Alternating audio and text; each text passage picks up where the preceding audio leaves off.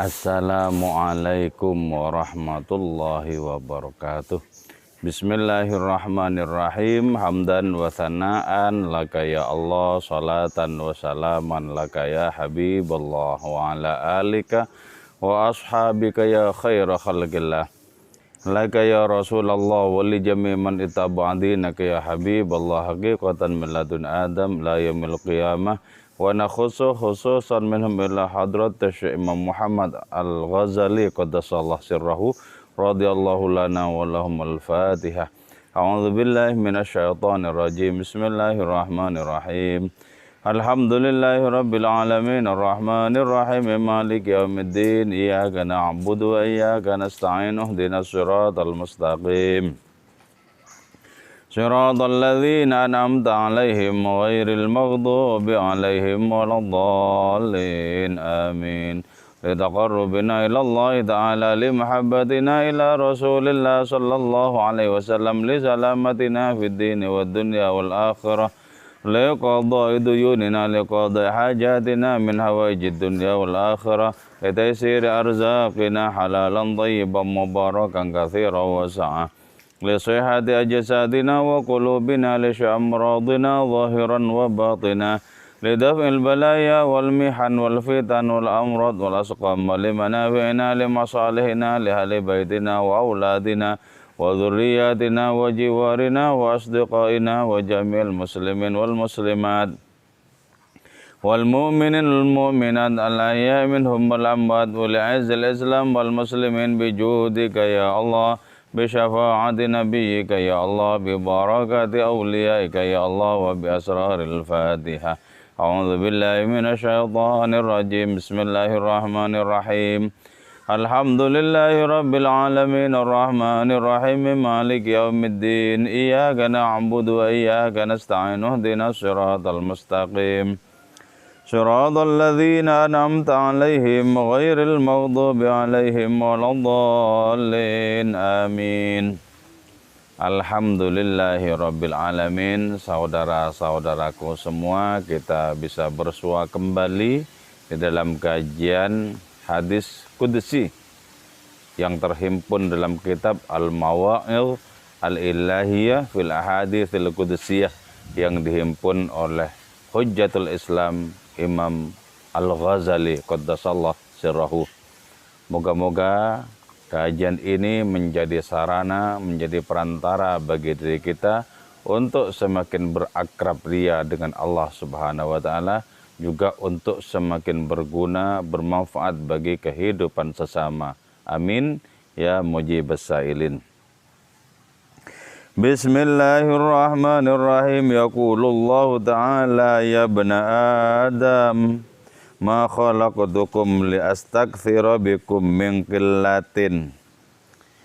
Allah Subhanahu wa ta'ala berfirman, wahai manusia, tidaklah aku menciptakan kalian dalam rangka memperbanyak kalian. Dari semula hanya sedikit. Dari semula yang ada itu cuman Allah Subhanahu wa ta'ala. Jadi bukan dalam rangka Allah menciptakan manusia itu agar jumlah manusia menjadi banyak. Sama sekali tidak. Sebab kalau hanya itu tujuannya, maka berarti ada hal-hal yang kurang bermakna di dalam kehidupan manusia. Kalau hanya dalam rangka memperbanyak jumlah itu.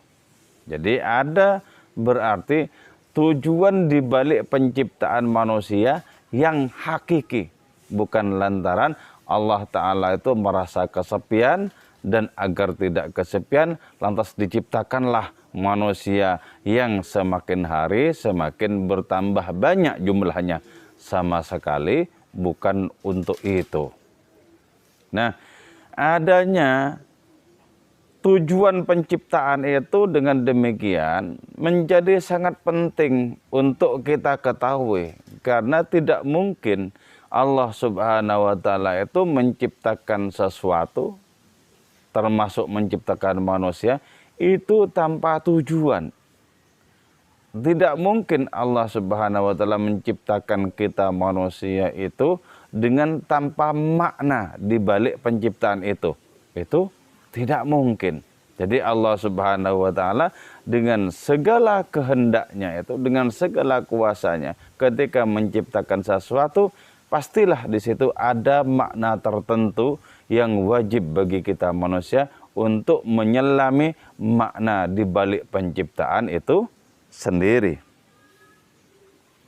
Wala liasta'nisa bikum min wasyatin. Juga aku tidak menciptakan kalian semua manusia semata-mata untuk mengobati kesendirianku. Bukan. Allah itu tidak membutuhkan apapun di luar dirinya. Termasuk tidak membutuhkan manusia. Jadi bukan lantaran Allah Ta'ala itu dicekam oleh kesendirian, lantas kemudian hadiratnya itu menciptakan kita manusia agar menjadi hangat dalam kebersamaan, sama sekali bukan untuk itu. Jadi terlampau sepele tujuan penciptaan itu kalau hanya ingin mengobati adanya kesendirian itu tadi. Wala liasta'ina bikum ala amrin ajiztu anhu. Juga aku menciptakan kalian wahai manusia bukan karena aku memohon pertolongan terhadap sesuatu yang aku tidak sanggup, yang aku lemah menghadapi sesuatu itu. Sama sekali aku tidak butuh kalian. Jadi aku menciptakan kalian bukan lantaran aku ingin ditolong oleh kalian menghadapi suatu hal di mana aku tidak sanggup, sama sekali bukan untuk itu. Jadi karena itu salah kita ketika kita beranggapan bahwa ibadah-ibadah kita itu menenteramkan Allah Ta'ala. Salah. Ibadah kita itu membuat Allah Ta'ala berbahagia. Karena itu salah. Jangan pernah punya keyakinan seperti itu. Allah Ta'ala itu ghaniyun 'anil 'alamin. Maha kaya, maha tidak membutuhkan seluruh semesta alam. Wala lijalbi manfaatin. Aku tidak menciptakan kalian wahai manusia semata-mata untuk mendatangkan kemanfaatan. Allah Maha Suci dari adanya rasa butuh terhadap manusia, dari adanya berhasrat terhadap kemanfaatan manusia, sama sekali tidak untuk itu. Jadi ya, kalau tumbuh di dalam diri kita bahwa sembah sujud kita itu berguna kepada hadiratnya, maka itu adalah pikiran-pikiran yang salah di dalam diri kita. Jadi sama sekali sembah sujud kita tak berguna terhadap hadiratnya. Sama sebagaimana pengingkaran kita itu tidak mudarat, tidak bahaya terhadap hadiratnya pula. Jadi karena itu kita kalau semula memiliki pikiran bahwa kita bisa menyumbang sesuatu kepada Allah Subhanahu wa taala, maka hendaklah segera mungkin pikiran itu dihapus, didelete, dilenyapkan dalam diri kita. Kita itu tidak bisa mendatangkan manfaat apapun kepada hadiratnya.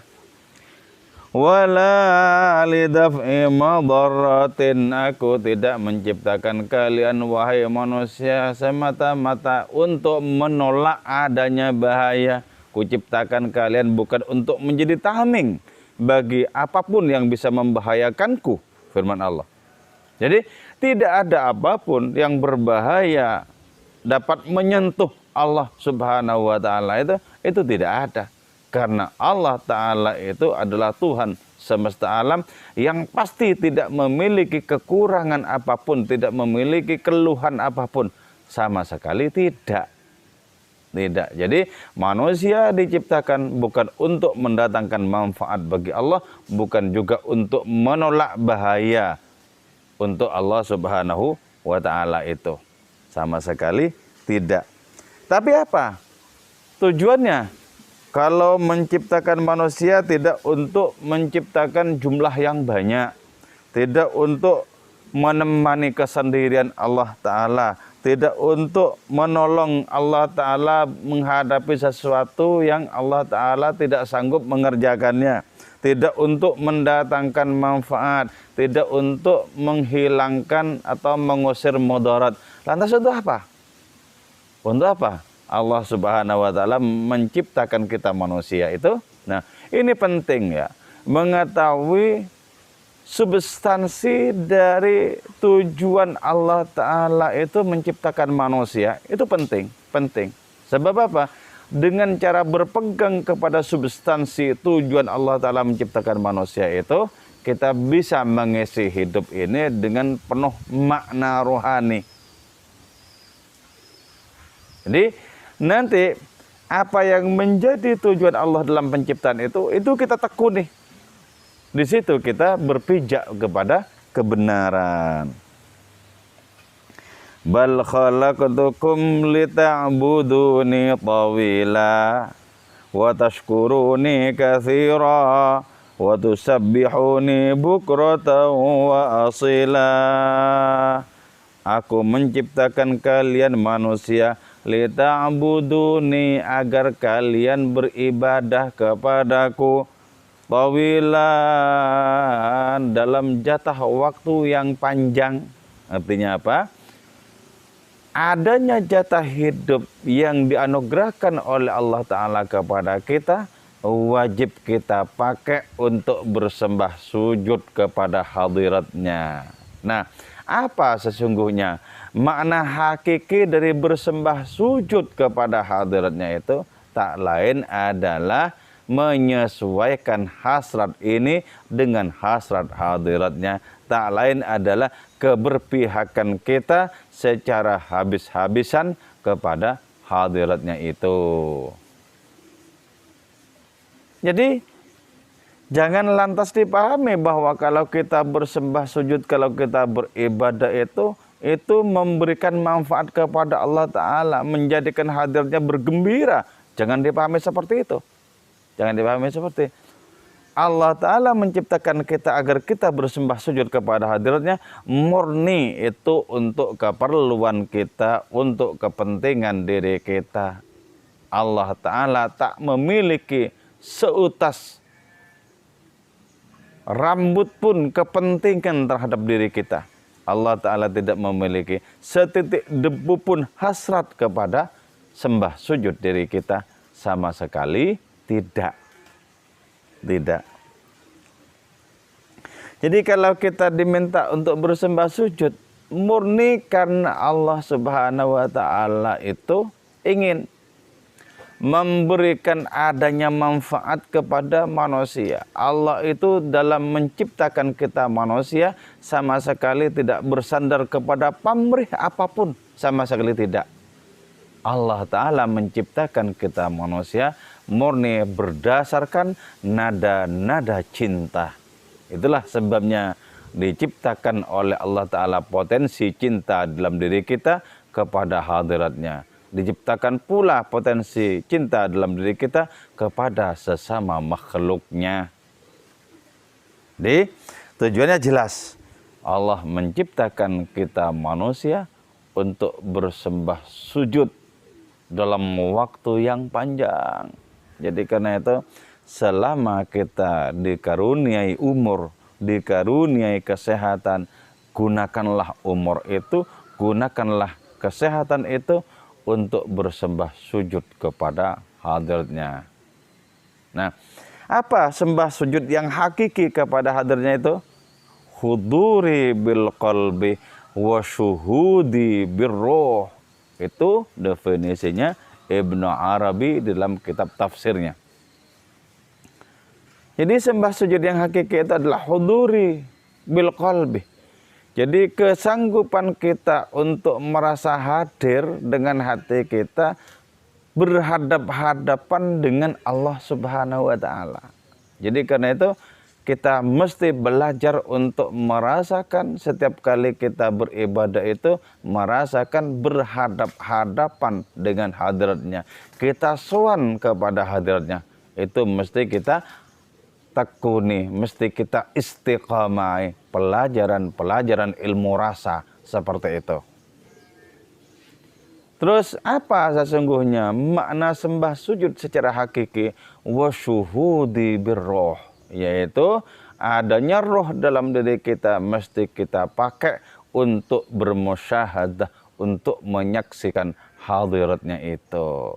Nah, dengan adanya huduri bil qalbi wa syuhudi birroh, sembah sujud kita menjadi kenikmatan rohani yang tak terkira-kira. Wa tashkuruni katsira, aku menciptakan kalian wahai manusia agar kalian banyak bersyukur kepadaku. Alhamdulillah. Alhamdulillah ala kulli halin. Adanya syukur, adanya puja-puji kepada hadiratnya itu tidak saja ketika kita mendapatkan karunia-karunia materi sebagaimana yang kita incar, yang kita inginkan, tapi puja-puji dan syukur kepada hadirnya itu setiap saat. Setiap saat. Bahkan kalau bisa ketika kita merasakan tidak mendapatkan apa yang kita harapkan, wajib kita tetap bersyukur kepada hadirnya, mempersembahkan puja-puji kepada hadiratnya. Jadi karena sesungguhnya setiap saat Allah Ta'ala itu posisinya adalah posisi memberi setiap saat. Tapi kalau kita memilah-milah rasa, ya, maka kita anggap Allah Ta'ala itu memberi hanya ketika kita mendapatkan sesuatu yang kita inginkan. Kalau tidak mendapatkan sesuatu yang kita tidak inginkan, kalau kita tidak mendapatkan sesuatu yang kita inginkan, ya, dianggap Allah Ta'ala itu tidak memberikan apapun kepada diri kita yang bisa membahagiakan kita. Nah, itu salah. Kenapa? Karena sesungguhnya setiap saat posisi Allah Ta'ala itu memberi. Setiap saat itu memberi. Cuma ada banyak sekali pemberian-pemberian Allah Subhanahu wa Ta'ala yang tak sama dengan apa yang kita inginkan. Tidak sama. Kita misalnya ya, mohon kepada Allah Ta'ala jumlah uang yang banyak. Ternyata yang datang itu bukan uang yang banyak, tapi uang yang pas-pasan misalnya. Nah, itu kita harus berbaik sangka bahwa apa yang diberikan kepada kita oleh Allah Ta'ala itu yang terbaik.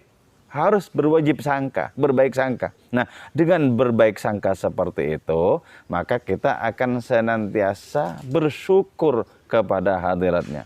Bahkan ya, di antara para kekasih Allah Subhanahu wa Ta'ala itu ada yang mohon sehat walafiat, lalu Allah memberikan sehat walafiat, tidak, tapi memberikan rasa sakit. Nah, itu tetap disyukuri, sebab di dalam penglihatan Allah, di dalam ilmu Allah Ta'ala, yang terbaik itu adalah memberikan rasa sakit itu. Jadi dalam hal seperti ini kita harus pasrah bongkoan kepada Allah tentang apa yang disebut yang terbaik bagi diri kita itu. Bukan lantaran sesuatu itu cocok dengan selera kita, kita katakan baik. Bukan lantaran sesuatu itu tidak cocok dengan selera kita, lantas kita katakan buruk. Tidak. Tidak. Kullun min indillah. Jadi karena itu kita belajar untuk senantiasa bersyukur, bahkan ketika kita tidak mendapatkan apapun yang kita inginkan. Alladzina yahmaduna Allah Ta'ala fi kulli syiddati wa rakha. Jadi ya, orang-orang yang kelak masuk surga tanpa diperiksa, di antaranya adalah mereka yang senantiasa memuji Allah Ta'ala. Apakah mereka senang atau mereka menderita, tetap memuji Allah Ta'ala. Itu pentingnya kita memiliki batin yang luas, jiwa yang luas, dan berbaik sangka kepada hadiratnya. Sehingga ketika kita berhadapan dengan sesuatu yang tidak sebagaimana kita inginkan, kita tetap bersyukur. Alhamdulillah, Alhamdulillah. Karena kalau kita cerna substansi dari keputusan Allah Ta'ala terhadap kita, apapun keputusan itu sesungguhnya sangat menguntungkan bagi diri kita. Itu pentingnya kita terbebaskan dari tempurung perspektif yang sempit menuju cakrawala penglihatan batin kita yang tak terkira-kira.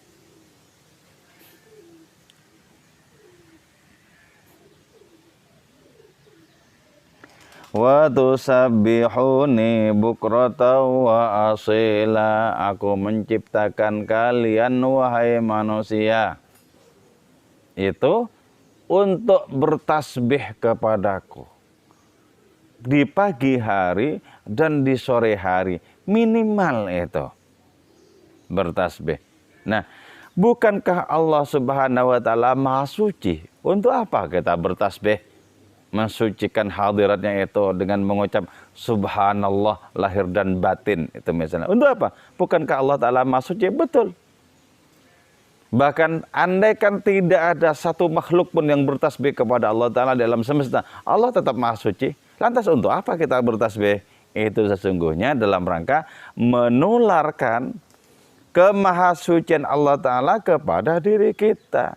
Sehingga dengan demikian kita memiliki korelasi, dianugerahi korelasi oleh Allah Subhanahu wa taala dengan hadiratnya sendiri. Dan ketika kita sudah makin korelatif, makin banyak yang mempertemukan kita dengan hadiratnya karena karunia rohani itu, maka dapat dipastikan kita menjadi makin akrab dengan Allah. Dan semakin akrab kita dengan Allah Ta'ala, maka kita akan menjadi semakin dimuliakan. Jadi bukan karena Allah Subhanahu wa taala itu bersedih ketika tidak ada satupun makhluknya, tidak ada satupun manusia yang bertasbih kepadanya. Oh, sama sekali tidak. Jadi kita bertasbih kepada Allah Subhanahu wa taala itu berarti kita diajari untuk senantiasa menyaksikan kemahasempurnaan Allah Subhanahu wa taala, jauh dari berbagai macam kekurangan. Jadi kita karena itu perlu bertasbih. Subhanallah, Maha Suci Engkau, suci dari berbagai macam kekurangan. Maha Suci Engkau, suci dari berbagai macam aib. Maha Suci Engkau, suci dari berbagai macam kesalahan dan kekhilafan. Maha Suci Engkau dari apapun yang tak pantas untuk Kau sandang, ya Allah. Begitu. Ya bana Adam, wahai manusia, lau anna awwalakum wa akhirakum wa jinnakum wa insakum wa saghirakum wa kabirakum wa hurrakum wa abdakum ijtama'u ala ta'ati ma zada dhalika fi mulki mithqala dzarrah. Wahai manusia, andaikan kalian yang kuciptakan di awal mula penciptaan dan kalian yang kuciptakan di akhir penciptaan, seluruh kalian wahai manusia bersatu padu.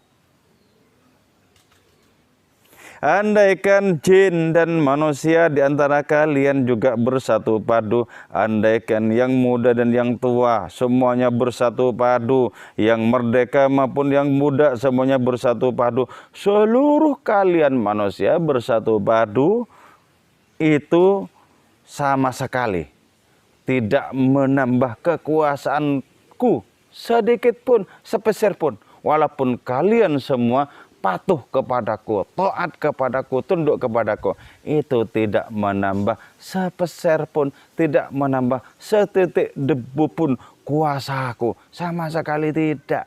Jadi kalian itu jangan pernah berpikir bahwa kalian bisa menyumbang sesuatu bagi kekuasaanku, sama sekali tidak, wahai manusia, tidak.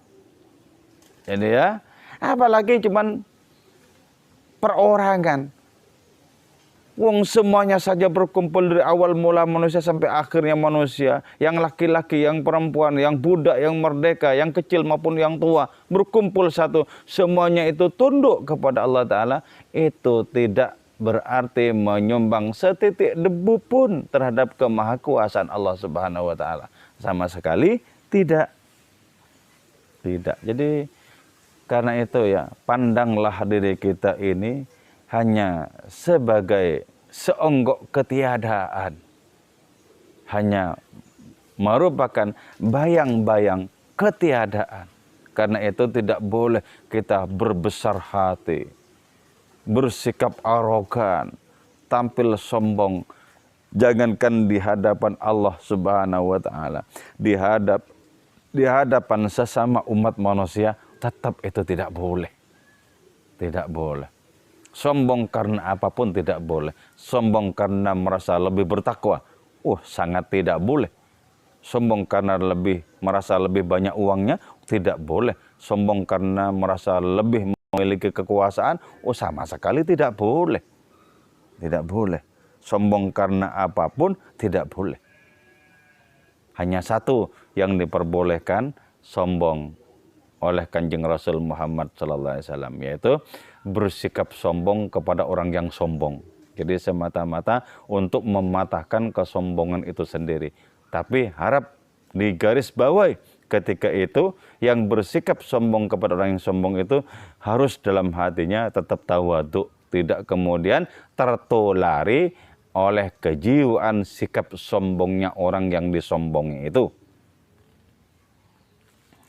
Wa man jahada fa innama yujahidu li nafsi, karena itu siapa yang bersungguh-sungguh mempersembahkan sujud, mempersembahkan ibadah kepadaku, memperbaiki dirinya sendiri, sesungguhnya orang itu bersungguh-sungguh untuk keberuntungan dirinya sendiri. Jadi tidak ada satupun amal yang untuk Allah itu enggak ada. Itu sejatinya untuk kita manusia itu. Karena itu bebas bagi Allah Ta'ala. Faman sya'a falyu'min wa man sya'a falyakfur. Siapa yang mau beriman monggo silahkan, yang mau kufur monggo silahkan. Terserah. Terserah. Jadi Allah Subhanahu wa Ta'ala memberikan perintah dan larangan itu murni semata-mata untuk keberuntungan manusia. Murni semata-mata untuk mengekspresikan kasih sayang kepada manusia. Innallaha laghaniyun 'anil 'alamin. Sesungguhnya Allah Ta'ala itu sungguh maha kaya, sehingga hadiratnya tidak butuh apapun di semesta alam ini. Tidak membutuhkan apapun.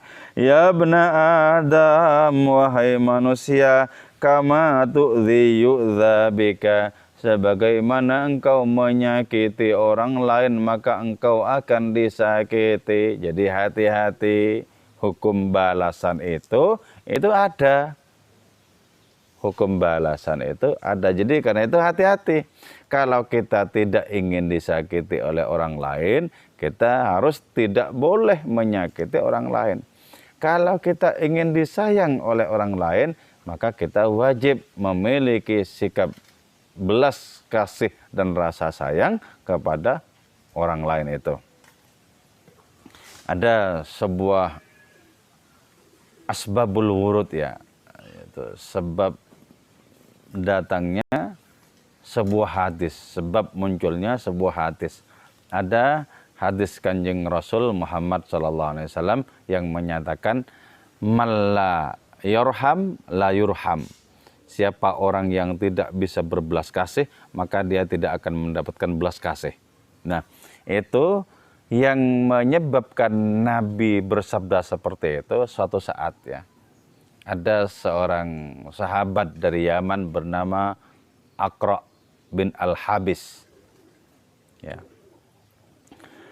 Di hadapan orang itu dan rombongannya, Nabi itu mencium Hasan dan Husain, cucu beliau yang masih imut-imut pada waktu itu. Dicium oleh beliau. Hasan dan Husain itu dengan penuh belas kasih, dengan penuh rasa cinta dan sayang kepada keduanya itu. Nah, si Al-Aqra' bin Habis ini kemudian menimpali, aku punya 10 anak-anak kecil begituan, tidak pernah aku cium, katanya. Nah, lantas direspon oleh Kanjeng Rasul, "Man la yarham la yurham." Orang yang tidak bisa mengekspresikan belas kasih kepada orang lain, maka dia tidak akan mendapatkan belas kasih dari orang lain itu. Jadi apa yang kita tanam itu yang akan kita petik. Jadi karena itu jangan sembrono dalam hidup ini, sebab kesembronoan itu nanti akan berbuah dan kita akan memetik kesembronoan dari orang lain juga. Na'udzubillahi min dzalik. Wa kama ta'malu yu'malu bika, dan sebagaimana engkau itu beramal, nanti engkau akan mendapatkan balasannya. Kalau amal itu baik, maka balasannya baik, gitu loh. Jadi hati-hati. Kalau dalam hidup ini kita sudah terlanjur pernah beramal yang buruk-buruk, ya semoga diampuni oleh Allah Subhanahu wa Ta'ala. Insya Allah kalau kita bertobat, menghentikan diri dari perbuatan yang buruk-buruk itu, maka perbuatan buruk-buruk di masa silam insya Allah diampuni oleh Allah Subhanahu wa Ta'ala. Oke, semoga kita semakin bertambah umur, semoga makin dewasa pula kerohanian diri kita. Semoga sisa umur kita menjadi semakin bermanfaat bagi sesama. Amin ya mujibas sa'ilin. Wal afa minkum. Wassalamualaikum warahmatullahi wabarakatuh.